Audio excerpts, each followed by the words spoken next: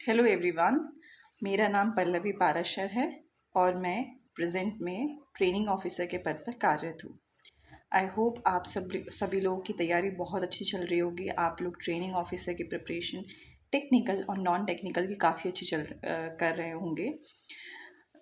इसी सीरीज़ में non technical वाली सीरीज़ में ये सेकेंड वीडियो है। लास्ट वीडियो में हमने PYQ एनालिसिस किया था एंड नॉन टेक्निकल के लिए काफ़ी डाउट्स आ रहे थे कि हम कम टाइम में कितने क्वेश्चंस लगाएं, क्या थ्योरी पढ़ें। तो उसके लिए मैंने कुछ नॉन टेक्निकल के लेक्चर्स मैं लेके आऊँगी और अभी मैंने स्टार्ट कर भी दिए हैं। तो उसी सीरीज़ में ये सेकेंड वीडियो है नॉन टेक्निकल सीरीज़ में। तो आज हम कंप्यूटर का सेक्शन पढ़ेंगे। कंप्यूटर के सेक्शन के कुछ MCQs लगाएंगे, जो बेसिक MCQs ITI में भी आते हैं और हाई चांसेस हैं कि ऐसे क्वेश्चंस आपके नॉन टेक्निकल सेक्शन में आ सकते हैं। चलिए तो वीडियो को शुरू करते हैं। सबसे फर्स्ट क्वेश्चन आप लोग देख सकते हैं किसमें है, विच of the following is the biggest unit of memory. मैंने पिछली वीडियो में भी बताया था PYQ एनालिसिस में कि मेमोरी जो है बहुत ही इम्पॉर्टेंट सेक्शन है कंप्यूटर में से, कि आपको मेमोरी को तो अच्छे से करना ही है। मेमोरी में आपके क्या क्या आ जाती हैं चीज़ें, रैम, रोम और फिर इन्हीं के फर्दर टाइप्स आ जाते हैं। तो सबसे पहले तो अभी तो ये मेमोरी के साइजेस पूछ रहा है कि इसमें सबसे बिगेस्ट यूनिट कौन सी है मेमोरी की। ठीक है, तो हम अभी 4 ऑप्शन दिए हैं। फर्स्ट है गीगाबाइट, सेकंड है बाइट, थर्ड है मेगाबाइट और किलोबाइट। अब आपको सभी में दिख रहा होगा कि बाइट्स हैं। सबसे पहले हम ये समझ लेते हैं बाइट्स को हम कैसे कन्वर्ट करेंगे और बाइट का कन्वर्जन क्या है। आपने बिट ज़रूर सुना होगा कि बिट क्या होता है। बिट हम कंप्यूटर में यूज़ करते हैं। बिट का मतलब है 0 1। बिट्स में ही इंफॉर्मेशन को ट्रांसफ़र किया जाता है। अब हम देखते हैं 1 byte is equal to 8 bits. मतलब एक बाइट में 8 बिट्स होती हैं। अभी जो हम ये ऑप्शंस में देख रहे हैं सब बाइट्स के फॉर्म में हैं, तो हमें आंसर भी बाइट्स के फॉर्म में ही निकालना पड़ेगा। तो अभी हम ये देख लेते हैं, जो हम बिट तो बहुत ही बेसिक यूनिट है, बहुत ही नेसेसरी बेसिक यूनिट है। जैसे कि किसी भी चीज़ की, जैसे सेल हमारी बेसिक यूनिट ऑफ लाइफ है, ऐसे ही बिट बेसिक यूनिट है किसकी, कंप्यूटर की, जिसमें भी डेटा ट्रांसफ़र होता है। अब हमने ये कन्वर्जन देख लिया कि 1 byte is equal to 8 bits and 1 byte is equal to 8 bits और 1 byte is equal to 2 nibble. एक आप ये भी टर्म देखेंगे, निबल। अगर 1 बाइट इक्वल्स टू 8 बिट्स हैं और इक्वल्स टू 2 निबल है, तो आप मुझे ये बता दीजिएगा कमेंट सेक्शन में कि 1 nibble is equal to how many bits, कितनी बिट्स होगी। ठीक है, ये मैं आप लोग के लिए क्वेश्चन छोड़ देती हूँ। ये आप लोग मुझे कमेंट सेक्शन में बता दीजिएगा कि 1 निबल में कितनी बिट्स होंगी। ठीक है, चलिए अब हम देख लेते हैं। एक आपको एक फॉर्मेट याद करना पड़ेगा जिसमें आप सीरीज़ से देख पाएंगे कि कौन सा सबसे छोटा है और कौन सा सबसे बड़ा है। मैं आपको सीरीज़ बता देती हूँ मेमोरी की। सबसे पहले आएगा हम किलोबाइट। किलोबाइट सबसे छोटा होता है। उसके बाद आता है मेगाबाइट। किलोबाइट को आपने देखा होगा KB भी लिखते हैं। मेगाबाइट को MB लिखते हैं। MB जैसे आपके फ़ोन में भी होता है कि आप जब कोई वीडियो आपकी प्रोसेस होती है, अब आप डिटेल्स में देखेंगे कितना साइज़ का वीडियो है, तो वो MB में आता है। 350 MB, 13 MB, है ना। तो MB मतलब साइज़ ऑफ द वीडियो या फिर of the data processing. It's not just about video का नहीं है। किसी भी आप डेटा को देख लेंगे अपने फ़ोन में, अपने सिस्टम में, तो MB में ही देखेंगे। सबसे छोटा यूनिट KB होता है, उसके बाद MB आता है। नेक्स्ट है गीगाबाइट। गीगाबाइट को आप GB में देखते हैं। जैसे कि आपके फ़ोन में जो इंटरनेट कनेक्शन आता है, आप कितना यूज़ कर लेते हैं डेली में, 1.5, 2.5, 3.5 या फिर अनलिमिटेड। अनलिमिटेड में तो यू हैव टू काउंट कि आप डेली बेसिस पे आपका कितना कंजम्पशन हो रहा है। उसके बाद आ जाएगा आपका टेराबाइट। टेराबाइट को हम बोलते हैं TB। ठीक है, फर्स्ट है KB, second MB, third GB and TB। Kilobyte, megabyte, gigabyte, terabyte. उसके बाद आ जाता है पेटाबाइट। पेटाबाइट को हम PB बोलेंगे, स्मॉल b लेंगे। मैंने कैपिटल लिख लिया, कैपिटल ले लेते हैं, पेटाबाइट, और फिर उसके बाद hexabyte, and the next zettabyte, yottabyte, last second है ब्रोंटोबाइट, और फिर जियोबाइट। ये वैसे आप लोग अगर बुक्स वगैरह में पढ़ेंगे तो आप लोग जो बुक्स में पढ़ेंगे वो आप जीटाबाइट तक ही पढ़ेंगे या फिर योटाबाइट तक पढ़ेंगे, लेकिन मैंने अभी जो लेटेस्ट निकाला है वो जियोबाइट तक आ गया, मतलब इसके बाद नेक्स्ट कुछ नहीं है। तो आप ये पूरी टेबल को आप लर्न करेंगे। कैसे करेंगे? केबी, किलो, मेगा, ऐसे करके करेंगे। किलो, मेगा, गीगा, टेरा, पेटा, हेक्सा, जेटा, योटा, ब्रोंटो, जियोप। आप इस टेबल को बार बार रिवाइज करेंगे, 2 से 3 बार बोलेंगे डेली, आप रिवीजन हो जाएगा। इट्स लाइक आपको ये याद करना ही पड़ेगा। तो अगर जैसे अब जैसे ये अभी तो अपन को जो ऑप्शंस दिए गए थे उनमें कैसे दिए गए थे, giga, mega, kilo, giga, mega, kilo. अब उनसे ये पूछ लिया कि सबसे छोटी कौन सी है, तो सबसे छोटा इनमें से किलोबाइट होगा। नहीं, छोटा नहीं पूछा था, सॉरी, बिगेस्ट पूछा था। बिगेस्ट माने सबसे बड़ा, तो बिगेस्ट माने सबसे बड़ा ऑफकोर्स कौन सा होगा? गीगाबाइट। अगर वो ऑप्शन में हेक्सा दे देता तो हेक्सा होता। तो आपको टेबल के अकॉर्डिंग जानना है कि आपके ऑप्शन में क्या दिया है, आपसे से क्वेश्चन क्या पूछा है। इसके अलावा आप एलिमिनेट कर सकते हैं। बाइट को तो आप इजीली एलिमिनेट कर सकते हैं, बाइट तो इसमें है ही नहीं फॉर्मेट में, बाइट तो सबका बेसिक पीछे आ रहा है, मतलब बाइट में हम इसको कन्वर्ट कर रहे हैं। मैंने बेसिक बता दिया था, 1 byte equals to 8 bits equals to 2 nibble, और इसको आप मुझे कमेंट सेक्शन में आंसर कर दीजिएगा, ठीक है। ये टेबल आपको लर्न करनी है, ठीक है, इसी से आपका क्वेश्चन सॉल्व होगा। चलिए, तो इसका आंसर आ गया आपका गीगाबाइट। नेक्स्ट क्वेश्चन हम देख लेते हैं। The primary purpose of software is to turn data into. इसका क्वेश्चन का मतलब क्या है कि सॉफ्टवेयर का फंक्शन क्या है, सॉफ्टवेयर क्या करता है। आपने देखा होगा सॉफ्टवेयर इंजीनियर्स होते हैं, आपने कभी सोचा होगा कि उनका काम क्या होता है। तो सॉफ्टवेयर का काम होता है, किसी भी हम फ़ोन में या सिस्टम में हम देखते हैं तो सॉफ्टवेयर का काम है कि कोई भी कंप्यूटर के बेसिक टास्क हैं उनको करवाना, उनको कंडक्ट करवाना टास्क को। जैसे कि किसी भी संस्था में लोग होते हैं, एक हेड होता है, वो उन लोगों से अपना काम करवाता है। ऐसे ही सॉफ्टवेयर है जो कि अपने टास्क को सॉफ्टवेयर के थ्रू हम अपने कंप्यूटर के टास्क को कंप्लीट करते हैं, जिसमें आपने देखा होगा सिस्टम सॉफ्टवेयर, एप्लीकेशन सॉफ्टवेयर, इन सब के नाम सुने होंगे, ठीक है। तो अब हम इस क्वेश्चन पे आते हैं। इसमें क्या पूछा गया है? Primary purpose of software. Software का प्राइमरी पर्पस क्या है? डेटा को किस में टर्न करना है। हमको क्या देगा वो, हमें किस चीज़ से मतलब है? वेबसाइट से मतलब है, प्रोग्राम से मतलब है, ऑब्जेक्ट से मतलब है।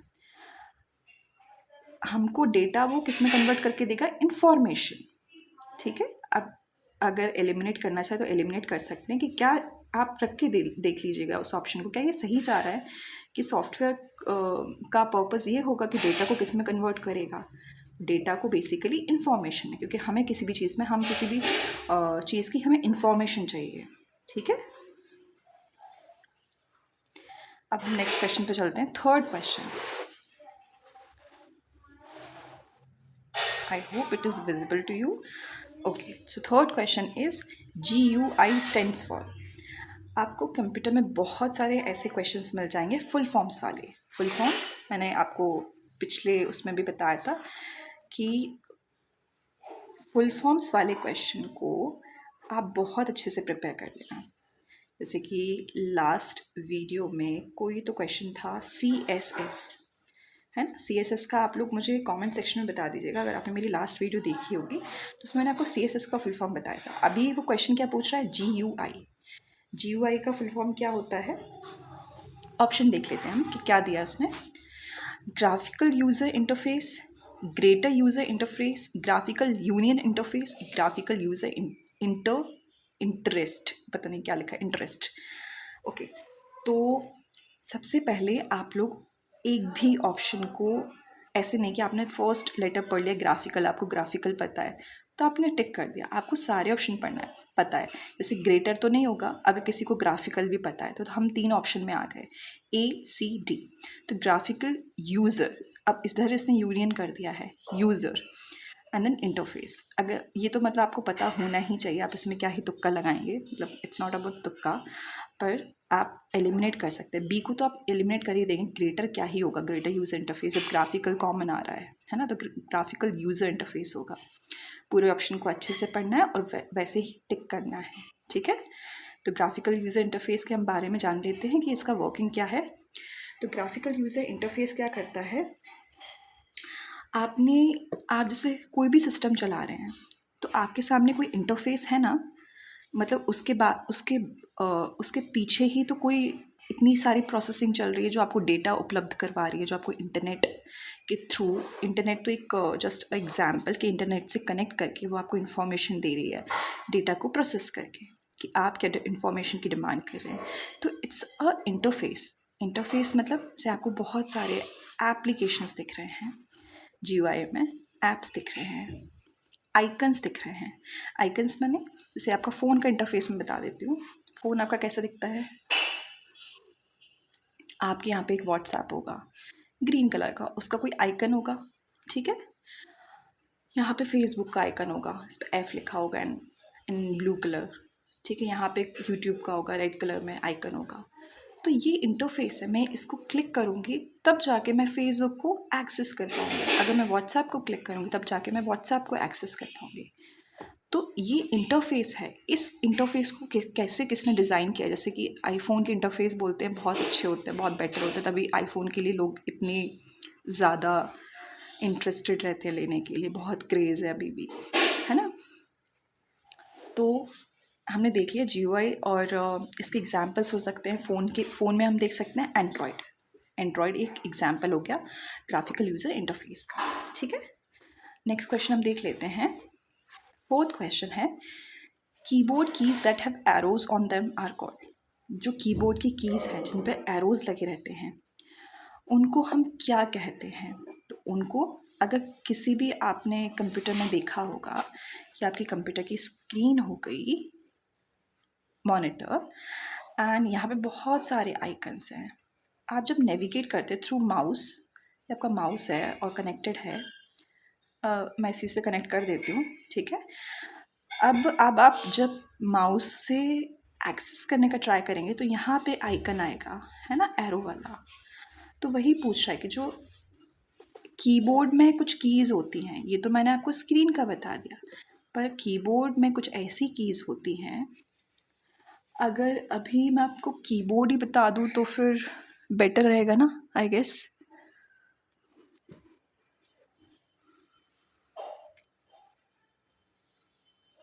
मेरे पास कीबोर्ड भी है, मैं आपको लाइव एग्जांपल दे देती हूँ। ओके,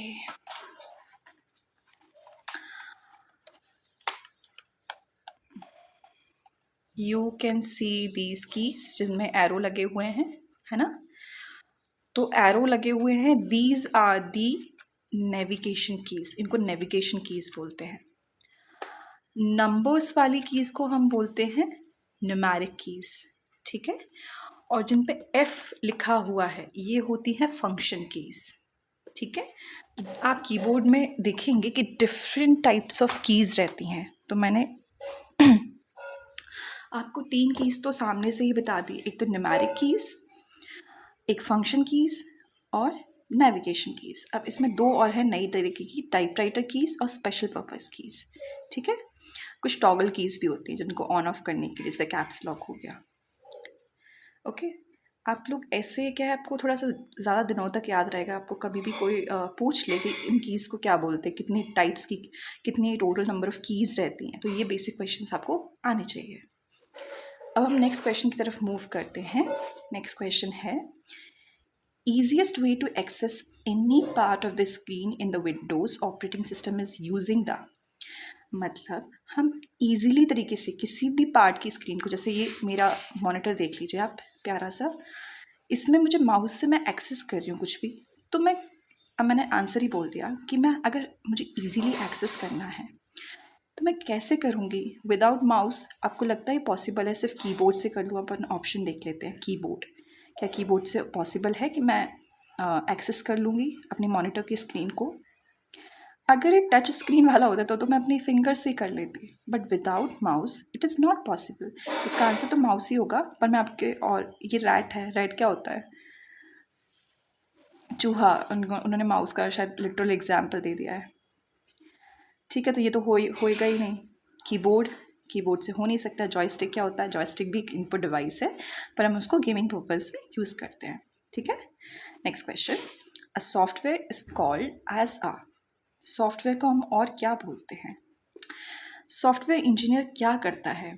आपने सुना होगा ना, प्रोग्रामिंग करता है, इसको कोडिंग करनी पड़ती है। तो आंसर इज हेयर, सॉफ्टवेयर को हम और क्या बोलते हैं? प्रोग्राम्स। प्रोग्राम्स हमारे लिए बहुत इंपॉर्टेंट होते हैं। अच्छा प्रोग्राम बन गया तो प्रोग्राम से ही एप्लीकेशंस वगैरह ये सब बना सकते हैं ना। ऐप्स कैसे बनाते हैं? अच्छा प्रोग्राम होगा तो ऐप अच्छा आपका बनेगा। कोडिंग आपने किस में कैसे की है ना?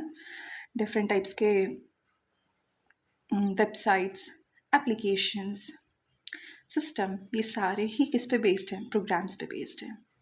It's all about software. ठीक है, नेक्स्ट क्वेश्चन पे मूव करते हैं। नेक्स्ट क्वेश्चन है, dash utility identifies unnecessary files on the hard disk and erase them based users command. User कौन है यहाँ पे? मैं, जो ऑपरेट कर रहा है सिस्टम को। अगर मैं कमांड करूँगी और मुझे कुछ ऐसा इरेज करना जो कि अननेसेसरी है, काम का नहीं है, जो ट्रैश फाइल्स में है और मैंने डिलीट कर दिया है, और मैं डिलीट करना चाहती हूँ पर मुझे पता नहीं, जैसे कुछ जो आउटडेटेड ड्राइवर्स होते हैं, तो उनको ये क्या करेगा? अब मैं आइडेंटिफाई करूँगी, मैं ढूंढूंगी, तो मुझे तो बहुत टाइम लग जाएगा। तो मैं किसको ये कमांड दूंगी कि करे? इन चारों ऑप्शन में से क्या होगा? क्या मैं बैकअप करूँगी? बैकअप क्या होता है? जैसे कि हमारा आपने देखा होगा, फ़ोन में मैं एग्जांपल देती हूँ। आप फाइल्स को बैकअप करते हैं क्लाउड पर, ताकि आप अपने फ़ोन के स्पेस को भी यूज़ कर पाएँ, एंड देन जो आपके इम्पॉर्टेंट डेटा है, इम्पॉर्टेंट फाइल्स हैं, फ़ोटोग्राफ्स हैं, वीडियोस हैं, उनको आप सेव कर पाएँ। ठीक है, तो ये बैकअप का हो गया। बैकअप क्या होता है? फाइल कंप्रेशन क्या है? बड़ी बड़ी फाइल्स हैं, उनको आपको एक्सेस करना है ईजिली, तो आप उनके साइज़ को आप रिड्यूस कर देते हो, कम कर देते हो, तो कंप्रेस हो जाती है। कंप्रेस माने आपने देखा होगा ना, कंप्रेस, छोटा करना। ठीक है, नेक्स्ट क्या है? Uninstall programs. You must have heard about installation. Install, आप ऐप्स को क्या करते हो? इंस्टॉल करते हो ना। इंस्टॉल करोगे, नहीं यूज़ में आ रहा है, फ़ोन में एम ही पड़े हुए हैं, तो इंस्टॉल कर दोगे। तो इंस्टॉल प्रोग्राम्स। और फिर लास्ट है डिस्क क्लीनअप। कुछ इससे, इस क्वेश्चन से मिलता जुलता लग रहा है लास्ट वाला आंसर, लास्ट वाला ऑप्शन। तो ऐसे ही हर ऑप्शन को पढ़ना है और फिर देखना है कौन सा बेस्ट जा रहा है क्वेश्चन के साथ।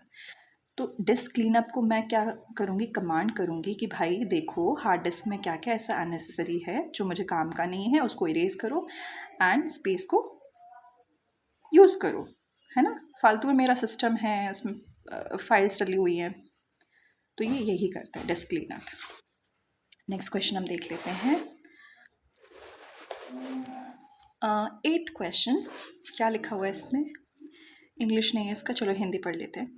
इस तरह के सॉफ्टवेयर की संरचना आपके काम को अधिक सुविधाजनक बनाने के लिए की गई है, जिसका उपयोग व्यवसायों में विस्तृत रूप से किया जाता है।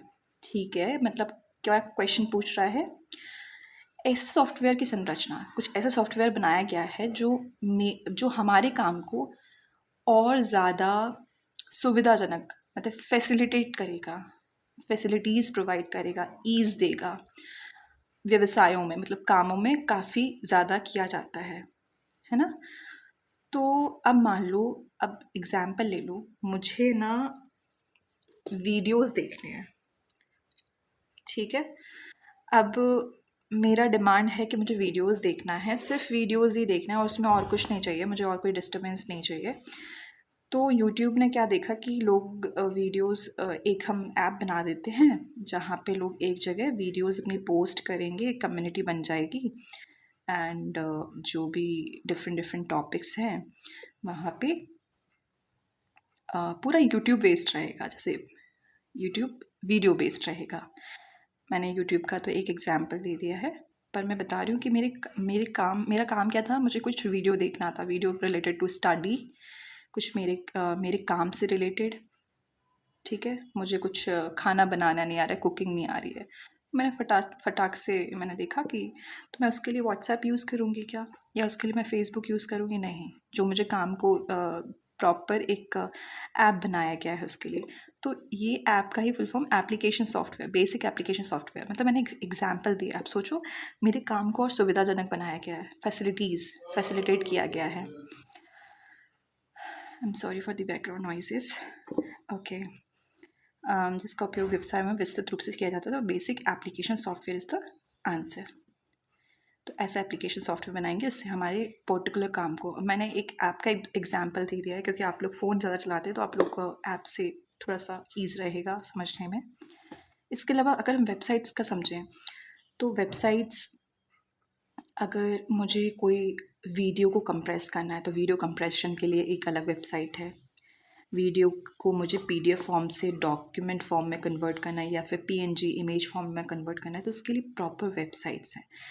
तो मेरे सुविधा के लिए प्रॉपर वेबसाइट्स बन गई हैं क्योंकि यूज़र डिमांड कर रहा था तो मेरे लिए, ठीक है। तो ऐसा सॉफ्टवेयर बनाया गया है, बेसिक एप्लीकेशन सॉफ्टवेयर। ठीक है, नेक्स्ट क्वेश्चन है, मिनी कंप्यूटर्स को हम और क्या बोलते हैं? बताइए मिनी कंप्यूटर्स को। अब तो मिनी कंप्यूटर्स को बोलना बंद हो गया यूजुअली, वैसे पाम कंप्यूटर्स भी होते हैं ऐसे छोटे कंप्यूटर्स, लेकिन मिनी कंप्यूटर्स को मिड रेंज कंप्यूटर्स बोलते हैं according to the options. Next है, इनमें से किस डिवाइस का उपयोग तेज़ रफ्तार के कंप्यूटर गेम्स खेलने के लिए होता है?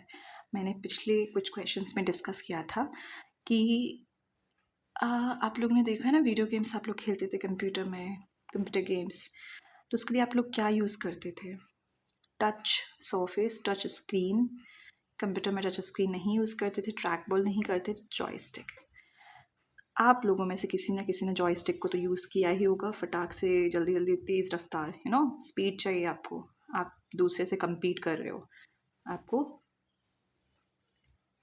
स्पीड चाहिए, एक्यूरेसी चाहिए, जॉयस्टिक का यूज़ करेंगे। ठीक है, एक इनपुट डिवाइस होता है, जिसको नहीं पता एक बार आप इसकी इमेज देख लेना, इसकी वर्किंग देख लेना, ठीक है, तो लंबे टाइम तक आपके दिमाग में ये छपा रहेगा।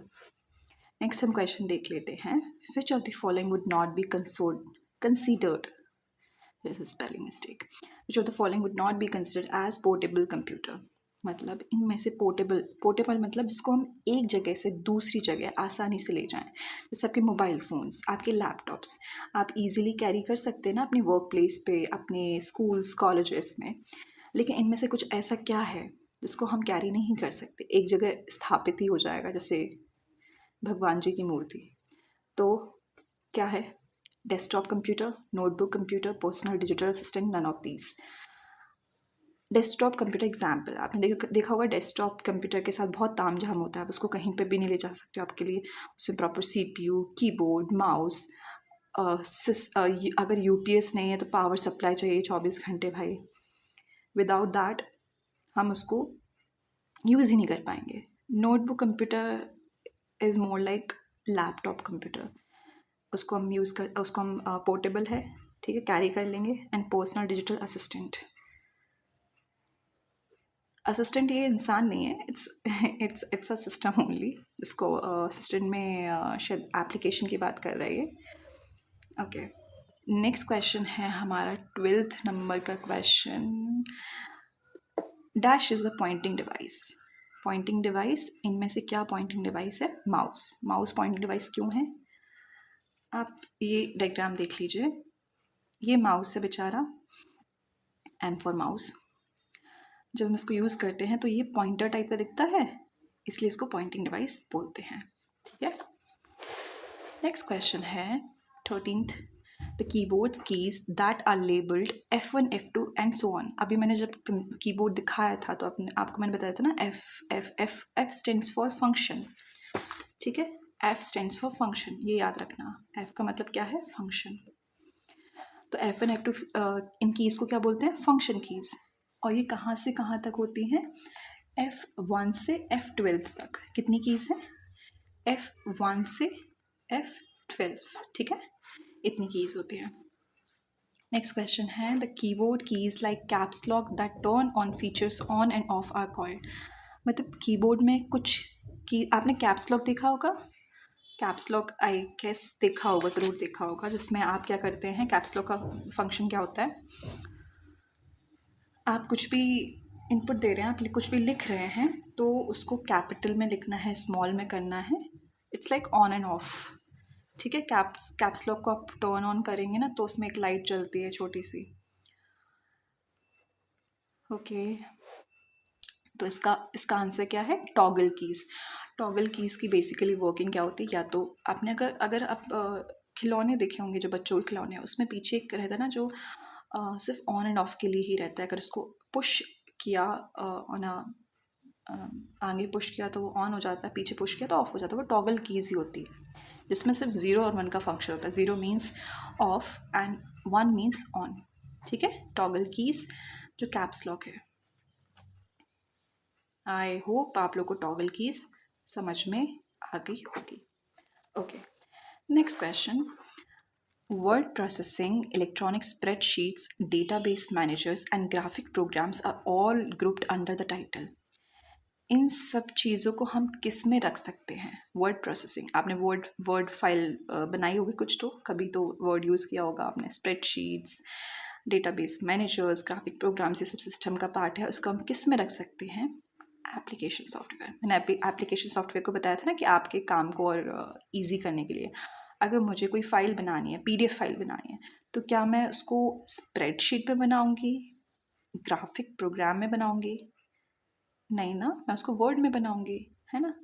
अगर मुझे स्प्रेडशीट बनानी है तो मैं इसका यूज़ करूँगी, अगर मुझे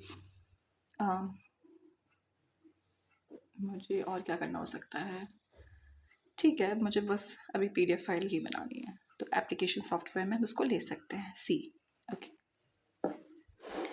नेक्स्ट है keyboard, mouse, monitor and system unit collectively known as solidware, software, hardware, firmware. अब देख लीजिए, सॉलिडवेयर नाम की कोई चीज़ नहीं होती है कंप्यूटर में, फर्मवेयर नाम की भी नहीं होती है। बेसिकली आपने हार्डवेयर और सॉफ्टवेयर देखा होगा।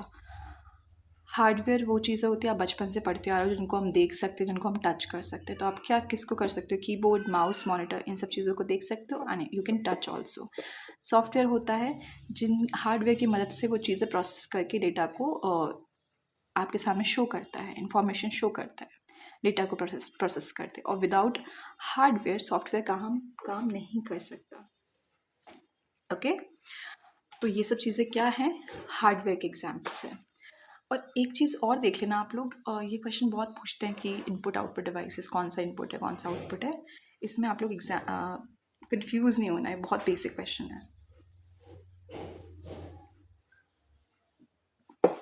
नेक्स्ट क्वेश्चन देखते हैं, the keys labelled 0 to 9 on the keyboard are called. ये हम डिस्कस कर चुके हैं। 0 to 9 नंबर्स की बात चल रही है, तो इनको हम न्यूमेरिक कीज़ बोलेंगे। ठीक है, फंक्शन कीज़ हो गया, ऊपर हमने देखा था F1, F2, F12 तक है।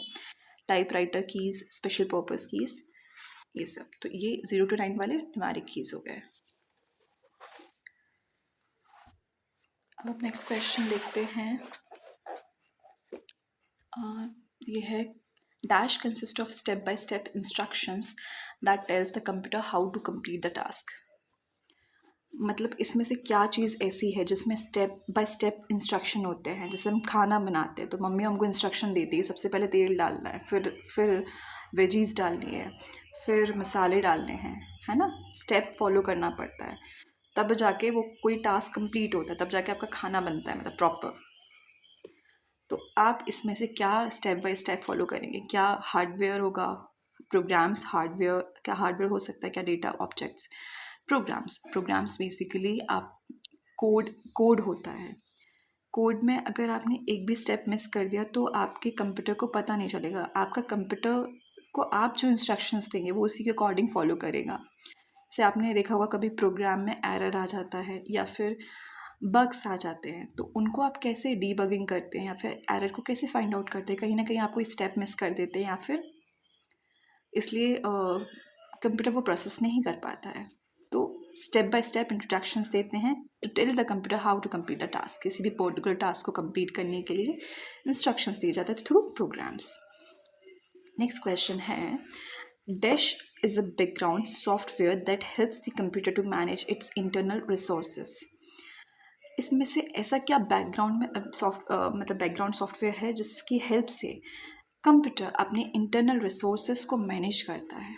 इंटरनल रिसोर्सेज मैनेज मतलब जो भी अपन को तो दिख रहा है कि भाई अपन ने ये, मैं अपने मॉनिटर फिर से बना लेती हूँ। मैंने मॉनिटर में क्लिक किया इस पर्टिकुलर आइकन पे, मुझे खोलना है, फाइल खोलनी है, ठीक है। मैंने इस पर क्लिक किया, मैं तो सिर्फ जस्ट मैंने क्लिक कर दिया, मुझे तो क्लिक दिख रहा है, लेकिन अंदर क्या प्रोसेस चल रही है विद इन माइक्रो सेकेंड्स। तो वो चीज़ों को कौन डील करेगा, कौन मैनेज करेगा, वो होता है सिस्टम सॉफ्टवेयर, ठीक है। सिस्टम सॉफ्टवेयर के एग्जाम्पल्स आप लोग देख सकते हो। आप लोग अपने कंप्यूटर में यूज़ सबसे ज़्यादा करते हो सिस्टम सॉफ्टवेयर विंडोज़। अब आप लोग ये बता दो विंडोज़ आप लोग के पास कौन सा अपडेटेड है और कौन कौन से आ चुके हैं, ठीक है। विंडोज़, लाइनक्स, ये सब किसके एग्जाम्पल हो गए, सिस्टम सॉफ्टवेयर के सब एग्जाम्पल है। विंडोज़, लाइनक्स और क्या हो सकता है, ओके, मैक OS एक ये भी सिस्टम सॉफ्टवेयर का भी एग्जाम्पल है, ठीक है। नेक्स्ट क्वेश्चन हम देखते हैं, the keyboard keys that have arrows. ये रिपीटेड क्वेश्चन है, इसको हम क्या बोलेंगे, जिसमें एरोज होते हैं वो नेविगेशन कीज। नेक्स्ट क्वेश्चन है, dash are graphical objects used to represent an open commonly used application. इनमें से ऐसा कौन सा भाई ग्राफिकल ऑब्जेक्ट है जिसको रिप्रेजेंट करके या इसको यूज़ करके आप एप्लीकेशन तक जा सकते हैं। GUI तो एक इंटरफेस है, हम देख लिया इसके बारे में। Printer, Windows NT, icons. मैं आपको फ़ोन का अगेन एग्जाम्पल दे देती हूँ। आपका फ़ोन है, फेसबुक का आइकन कैसा होता है, F करके और ब्लू कलर में ऐसे आइकन रहता है, ठीक है। आपको पता रहता है, आप हाल क्लिक कर लेते हो, आपका सबकॉन्शियस माइंड पता चल जाता है कि अरे ब्लू है हमारे फेसबुक है, क्लिक करो। तो ये आइकन को ही तो वो इतने स्मार्टली डिज़ाइन करते हैं। आपने ट्विटर का आइकन देखा था, ट्विटर जिसको अब X बोलते हैं, अब तो X आइकन हो गया। पहले क्या था, वो एक चिड़िया थी, आई कांट मेक दैट चिड़िया, पर चिड़िया थी, वो ब्लू कलर की थी। तो इसका कितना कैची आइकन था, आपको पता था वो ट्विटर है, आप हाल उस पर क्लिक कर देते। व्हाट्सएप का आइकन क्या है, व्हाट्सएप पे ऐसे करके कुछ है एंड ग्रीन कलर का, ग्रीन और वाइट है ना। तो आपको पता है, आपका सबकॉन्शियस माइंड में फीड है भाई ये कलर है, तो ये कलर बहुत कैची होते हैं। ये लोग कलर इतने कैची क्यों बनाते हैं, इसके पीछे भी एक लॉजिक है कि आप जल्दी अट्रैक्ट हो जाओ। फेसबुक, व्हाट्सएप, यूट्यूब है ना, ज़्यादा टाइम दो उनको। इंस्टाग्राम, कितने कैची कलर्स हैं, pinkish, dark, 3-4 colour mix I guess है ना, और आइकन ऐसा है स्क्वायर में। ओके, तो इसका आंसर आइकन्स हो गया, ठीक है। ऐसे ग्राफिकल ऑब्जेक्ट्स आप डिज़ाइन करते हो खुद की, जिससे रिप्रेजेंट करते हैं कि आप पर्टिकुलर एप्लीकेशन को रिप्रेजेंट करेगा, कि फेसबुक का ऐप हो गया, व्हाट्सएप का वो हो गया, समझ गए, आइकन्स। नेक्स्ट क्वेश्चन है, data stored in RAM is. अब ये आया है मस्त क्वेश्चन, मतलब मैंने बताया था ना, जो मेमोरी वाला क्वेश्चन है जिसको हमें करना ही करना है। अब हम सबसे पहले देख लेते हैं रैम और रोम में डिफरेंस देख लेते हैं। आप लोग काफ़ी ज़्यादा पढ़े होंगे, पर इसको अभी हम फिर से डिस्कस कर लेते हैं, रैम एंड रोम, ठीक है। सबसे पहले फुल फॉर्म देख लेते हैं। रैम को क्या बोलते हैं, रैंडम एक्सेस मेमोरी। रोम क्या है, read only memory, okay. Random access memory, read only memory. अब यहाँ पे आता है एक पर्टिकुलर डिफरेंस, बहुत बहुत इंपॉर्टेंट, कि ये टेम्परेरी टाइप की मेमोरी है। ये तो फर्स्ट हो गया, ये सेकेंड हम देख लेते हैं, ये टेम्परेरी होती है और ये होती है परमानेंट। टेम्परेरी माने जब तक मेरा सिस्टम में पावर सप्लाई आ रही है तब तक वो चालू है, तब तक वो डेटा इरेज नहीं होगा। जैसी लाइट गई, जैसी पावर सप्लाई डिस्कनेक्ट हुआ, जो हम लिख रहे थे, जो हमने अगर हमने सेव नहीं किया फाइल में, वो सब उड़ जाएगा। दैट इज़ रैम, वो रैंडम एक्सेस मेमोरी है, ठीक है। तो रैम इसलिए टेम्परेरी है और ये परमानेंट है। इसमें जो भी लिखा हुआ है उसको हम ऑब्वियसली, अगर टेम्परेरी है तो उसको हम इरेज करके एडिट कर सकते हैं, कभी भी एक्सेस कर सकते हैं। लेकिन अगर ये परमानेंट है तो एक बार जो लिख गया वो लिख गया, ठीक है। किस्मत की लकीर है, वैसे you can change that also, पर ये परमानेंट है। रोम रोम रीड ओनली मेमोरी परमानेंट है, ठीक है। एक और बेसिक डिफरेंस देख लेते हैं कि अगर ये टेम्परेरी है, पर इसका एक और फ़ायदा है कि ये इसकी बहुत हाई स्पीड रहती है। High speed at higher cost, high speed तो रहती है बट हायर कॉस्ट। इसकी रहती है लो स्पीड दैन रैम, मतलब मैं रैम के रिस्पेक्ट में बात कर रही हूँ, रैम से तो कम ही रहती है एट लोअर कॉस्ट। जब लो स्पीड है तो कॉस्ट भी कम रहेगी, ठीक है। तो 3 बेसिक डिफरेंस हो गए। और एक और आता है कि ये वोलेटाइल होती है, अगर टेम्परेरी है तो वोलेटाइल है, ठीक है। वोलेटाइल मतलब editable, and this is non volatile. ये बहुत ही बेसिक डिफरेंस मैंने बताया, इसको रट लेना बिल्कुल। रैम और रोम में क्या डिफरेंस है? रैम का सबसे पहले हर चीज़ का फुल फॉर्म आना चाहिए। फुल फॉर्म क्या है, फिर उसकी वर्किंग आनी चाहिए, थोड़ी बहुत वर्किंग तो पता होनी चाहिए कि इसका काम क्या है, किस चीज़ में काम आता है। अब हम क्वेश्चन देखते हैं। Data stored in RAM is non-volatile, is only there while the power is on, remains only a few minutes after the power is turned off, is permanent and only lost in power failure. First is non volatile. अभी मैंने बताया RAM क्या है, volatile होता है, तो ये तो गलत हो गया, ये नहीं है अपना answer. Is only there while the power is on. अब मैंने यही बताया था ना, जब तक लाइट है तब तक वो डेटा रहेगा, लाइट गई डेटा क्या, डेटा गायब। तो ये ऑप्शन अभी हम देख सकते हैं। थर्ड देख लेते हैं, remains only a few minutes after the power is turn off. जब पावर ही टर्न ऑफ हो गई तो कुछ मिनटों के लिए क्यों रहेगा, वो तुरंत चला जाएगा। जैसे जैसे जैसे अपन फ़ोन ऑफ करते हैं तो पूरी स्क्रीन गायब हो जाती है ना, तो ऐसे ही कुछ मिनट्स के लिए नहीं रहेगा वो, ये गलत है option. Is permanent and only lost in power failure. मैंने बताया था टेम्परेरी है तो परमानेंट तो हो नहीं सकता, तो आंसर अपना सही है B. Is only there while the power is on. जब पावर ऑन होती है तभी के लिए रहता है रैम, डेटा रैम में डेटा स्टोर, ठीक है। अब अगेन रैम से रिलेटेड एक और क्वेश्चन है कि RAM is which type of memory, permanent, temporary, flash, smart. अब आप लोग बता दीजिए कौन सी है ये, टेम्परेरी, ठीक है, we have discussed. Next question है programs that guard your computer system against viruses और अदर डैमेजिंग प्रोग्राम्स। आजकल आप देख रहे हो भाई, डेटा आ रहा है लेकिन डेटा को आपको सेव भी करना है, अदरवाइज हैक हो रहा है, वायरसेस आ रहे हैं, बग्स आ रहे हैं। उसको कैसे सेव करेंगे, डैमेज होने से कैसे बचाएंगे, थ्रू एंटीवायरस। अब एंटीवायरस के मुझे कुछ नाम बता देना, एग्जाम्पल्स कमेंट्स में लिख देना। Okay, next question, last question है आज का। Dash is a utility program that locates and eliminates unnecessary fragments and rearranges files and unused disk space to optimize operations. इनमें से ऐसा क्या है, ऐसा कौन सा यूटिलिटी प्रोग्राम है जो लोकेट करता है, लोकेट मतलब देखता है, और एलिमिनेट करता है, हटाता है अननेसेसरी जो काम की नहीं है चीज़ें, फ्रैगमेंट्स, एंड रीअरेंजेस फाइल्स, एंड और फिर फाइल्स को फिर से रीअरेंज करेगा सही से। जैसे आप मान लो आपका कमरा गंदा हो जाता है, आपको अपने कपड़ों में तय लगानी है, एंड अपनी अगर आपका एक अलमीरा में फाइल्स रखी हुई है, बुक्स रखी हुई हैं, तो आप उसको प्रॉपरली लगाते हो ना कि हाँ सबसे पहले कौन सी रखूँ फिर कौन सी रखूँ। तो ऐसे ही इसका किसका काम है ये सब करना कंप्यूटर में, डिस्क डीफ्रैगमेंटर। मतलब पहले तो वो देखेगा अननेसेसरी क्या है, उसको हटाओ डिस्क में से, डीफ्रैगमेंट करो। कभी भी डी आ जाए ना, डी माने माइनस, डी माने हटाना किसी भी चीज़ को, डीबगिंग, डीफ्रैगमेंटेशन, ओके, डी। तो ये किसका काम है, डीफ्रैगमेंटर का काम। डीफ्रैगमेंटर का काम समझ में आ गया, एलिमिनेट करना है अननेसेसरी फ्रैगमेंट्स को। ओके, तो आज हमने काफ़ी कुछ क्वेश्चंस कंप्यूटर के डिस्कस कर लिए। आई होप आप लोग को काफ़ी अच्छे से समझ में आएंगे।